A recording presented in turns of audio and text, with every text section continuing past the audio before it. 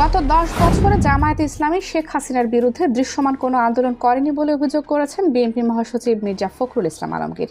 তিনি বলেন, বেহেশতের টিকিট বিক্রির নামে মানুষকে বোকা বানাচ্ছে ধর্মভিত্তিক দলটি, কিন্তু ধর্মকে ব্যবহার করে রাজনৈতিক ফায়দা নেওয়ার কথা ইসলাম সমর্থন করে না। শনিবার 22 নভেম্বর দুপুরে রাজধানীর ডিপ্লোমা ইঞ্জিনিয়ারিং ইনস্টিটিউট হলে ইসলামিক ফাউন্ডেশন মসজিদ ভিত্তিক গণশিক্ষা কেয়ারটেকারগণদের আয়োজিত আলোচনায় সভায় তিনি এসব কথা বলেন।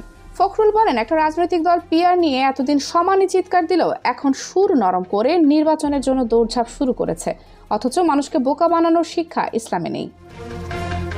জিয়াউর রহমান জামায়াতকে রাজনীতি করার সুযোগ করে দিয়েছে স্মরণ করিয়ে দিয়ে বিএনপি মহাসচিব বলেন, পিআরের মতো গণভোটও মানুষ বুঝতে পারছে না, বুঝতে পারবেও না। জুলাই সনদে অনেক কিছু এসেছে যেটাতে বিএনপি সহ অনেক রাজনৈতিক দল সই করেনি উল্লেখ করে তিনি সবার অংশগ্রহণের মধ্য দিয়ে সুষ্ঠু নির্বাচনের জন্য সবাইকে ঐক্যবদ্ধ হওয়ার আহ্বান জানান। Kaniz Fatema Soma, national desk, 0 TV.